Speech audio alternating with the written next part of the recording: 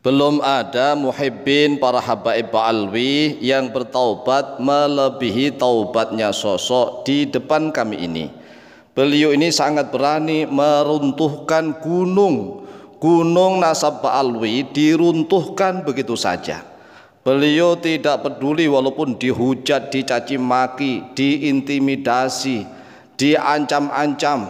Pokoknya beliau tekad berani. Beliau tetap berani untuk meruntuhkan bangunan yang menjulang tinggi laksana gunung raksasa, nasab Ba'alwi yang sudah menyebar di mana-mana, tetapi beliau runtuhkan begitu saja. Sependek pengetahuan kami Al-Fakir Taum Alim, bahwa sampai saat ini belum ada muhibbin para habaib Ba'alwi yang taubatnya melebihi taubatnya teman kami ini.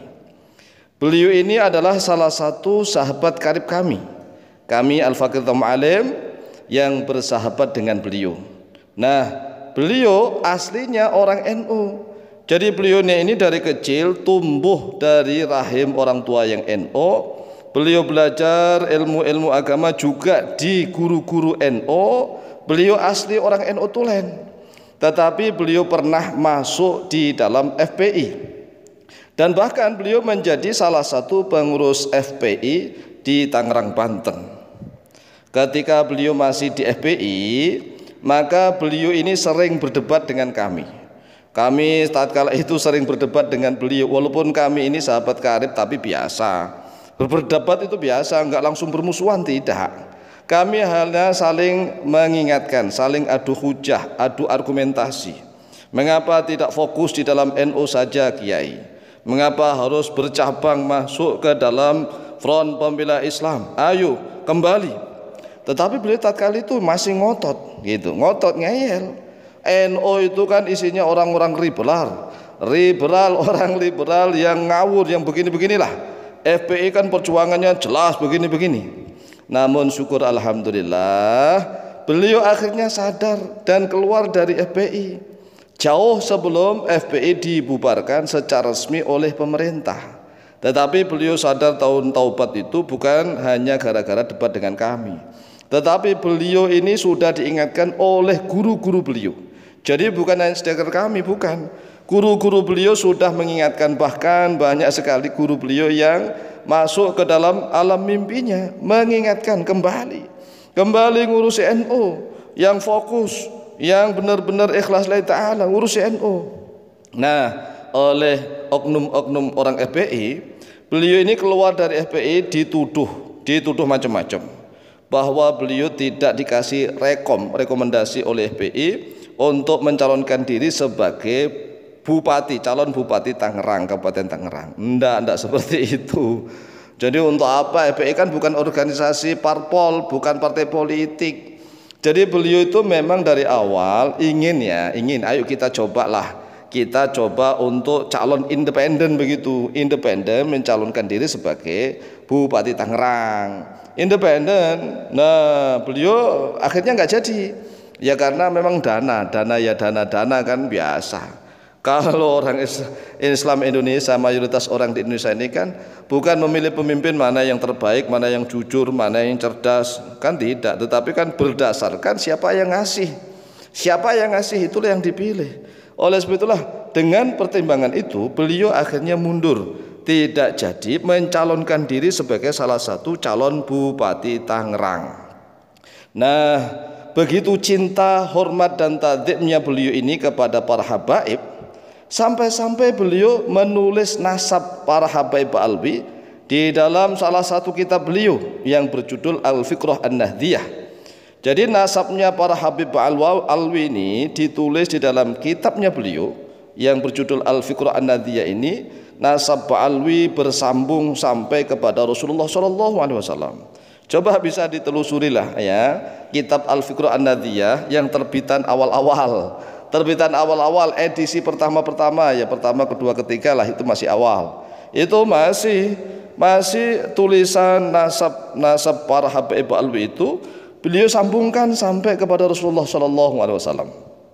Namun ya setelah ada video Bahar bin Smith yang mengatakan bahwa seluruh duriyah Wali Songo itu sudah enggak ada, sudah terputus, kalaupun toh ada itu dari jalur perempuan, begitu kan, dari jalur perempuan saja, maka ketika itulah beliau sudah mulai bangkit lagi. Ya, beliau mulai bangkit. Setelah itu beliau meneliti kembali. Jadi nasab-nasab diteliti, manuskrip, kitab-kitab beliau. Juga beliau mencari referensi yang ada di internet. Iya, semuanya dipakailah referensi itu. Jadi kitab-kitab manual, kitab-kitab elektronik, kemudian manuskrip yang asli.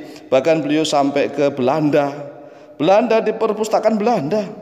Beliau suka ke mana-mana, ke Turki, ke Mesir, begitu. Bukan hanya duduk manis di rumah saja, tidak. Beliau demi kebenaran kemana-mana nih, ya. Kebetulan kan ada yang ngasih dana, ya kami akui ya, ada yang ngasih dana untuk itu, maksudnya untuk pembuktian. Ya, ini kan dalam rangka ilmu pengetahuan yang harus kita bela. Kemudian setelah beliau sudah keliling-keliling dan mempelajari naskah, kitab-kitab lagi ditelaah diulang-ulang, maka beliau bertaubat. Kemudian akhirnya beliau beranilah menyuarakan kebenaran di seluruh Indonesia, bahkan ke dunia. Nah, beliau inilah awalnya muhibbin berat. Beliau ini muhibbin berat. Kalau ada orang yang menyatakan bahwa beliau ini bukan muhibbin, salah. Bahkan beliau sudah masuk di FPI, bahkan beliau ini menjadi salah satu pengurus FPI di wilayah Tangerang, Provinsi Banten. Ya, siapakah beliau ini? Ya, tidak lain tidak bukan, beliau adalah Kiai Haji Imaduddin Utsman Al-Bantani. Jadi Kiai Haji Imaduddin Utsman Al-Bantani itulah muhibbin sejati pada awalnya. Lah, apakah sekarang masih muhibbin? Ya, saya rasa masih.